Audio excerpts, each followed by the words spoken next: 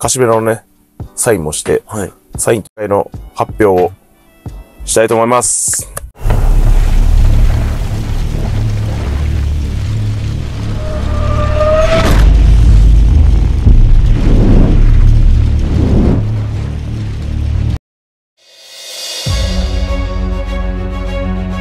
Ang promoter ni Casimero na si Masayuki Ito sa wakas nagsalita na kung kailan ang target date ng official fight announcement sa paparating na Treasure Boxing 7. Mga iba pang pasabog alamin.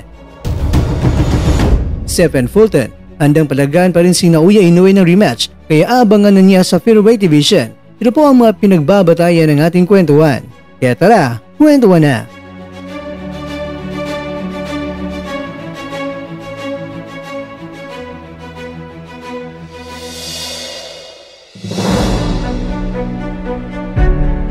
Ibinunyag na nga ni Mr. Ito na siya ay pumunta na nga sa Pilipinas at doon sa Cebu City dumiretso ang nasabing promoter ni Casimero at nakita sila ng angas ng Pinas. Ayon sa kanya ay may laban na silang matagal na nilang tinatrabaho pero sa ngayon ay sa wakas nakapirma na sila ng kontrata sa nasabing laban at hindi lang yan mga kwento dahil napag-usapan din nila ang mga future schedules at iba pang mga bagay. May kunting pahinga lang muna sila sa ngayon pero alam nila na talagang mananalo sila sa susunod na laban.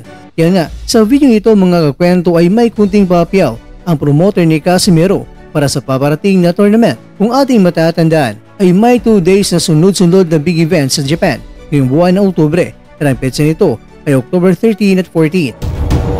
カシメロのね、サインもして、はい、サイン。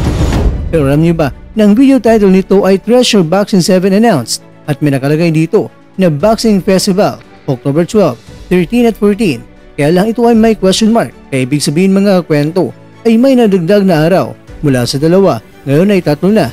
Hindi kaya ang pangatlo ay ang laban na ni Casimero. Pero hintay lang po tayo, hindi natin pangungunahan. Kaya naman sinabi ni Mr. Ito na sa video niya ito ay ibinunyag niya ang fight announcement. Pero kunting overview lang muna. At dito na sinabi ni Mr. Ito na kasama sa kanyang gagawin ay kung sino-sino ang mga fight cards na bubuo ng Treasure Boxing 7. Kaya ang plano niya ay gagawa siya ng fight announcement ngayong simula ng buwan ng Setyembre at ang target niya mga kwento na petsa ay ngayong ika-9 ng Setyembre at kasama na rin sa plano kung saan nga ba ang magandang studio niya gagawin ito. Kaya naman mga kwento, batay sa pahayag ng promoter ay target niya ngayong September 9 gagawin ng nasabing fight announcement at syempre dahil nabanggit niya ang pangalang Casimero, pirmahan ng kontrata, mga fight cards sa bubuo sa Treasure Boxing 7 at petsa ng fight announcement ay talagang masasabi natin na ang pag-aabang ng mga nainip na magbalik ang angas ng Pinas ay malapit na matutuldukan. Bagamat hindi pa man niya sinabi kung sino ang makakalaban ni Casimero. Pero sa mga usap-usapan ngayon ay itong si Saul Sanchez na alam naman natin mga kwento na hindi ito hapon. Kaya asahan ng lahat na hindi ito magdrama o biglang susuko. Dahil alam niyo na mga kwento na halos sa mga hapon na kalaban ni Casimero ay puno ng mga drama ang laban nila. Kaya kung matuloy ito ay paniguradong bakbakan. Dahil kwek-kwek vendor man kung tawagin si Sanchez ang ilan. Pero ang kwek-kwek vendor lang naman pala ang tumalo sa membro ng MP Boys na ipaghiganti ni Casimero sa paparating na laban kung itong si Sanchez na nga ang kanyang makakalaban.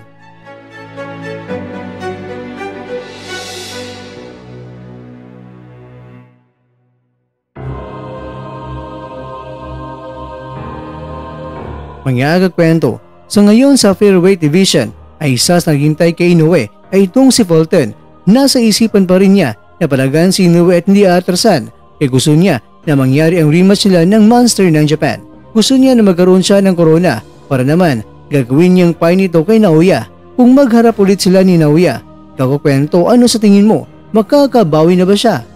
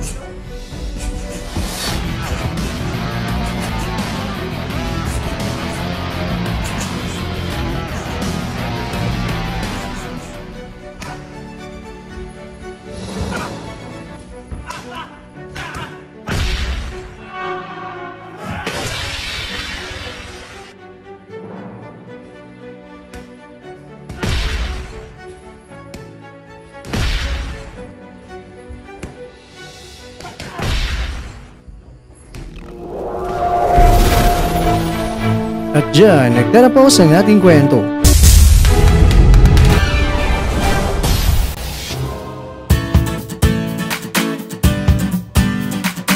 Maraming salamat mga kakwento sa inyong panonood. Pero baka naman mga kwento ay nagustuhan niyo po ang kwento natin ngayon. Baka pwede niyo po akong mabigyan dyan ng like, subscribe at click na rin sa bell button. Pero bago tayo matapos mga kwento ay syempre, shoutout po muna tayo dyan sa ating mga kakwento. Kay kakwentong Julius Basete, kay kakwentong Michael Jan Mirabiles, Leo Di Gareo Zagado, at kakwentong nanonood ngayon, shoutout sa iyo dyan. Bueno, hanggang dito po muna ang ating kwentuhan. At abangan na po ating susunod na video. At dito po yan sa isang channel na kung saan maaring ito'y mga kwentong di pa na kwento sa inyo.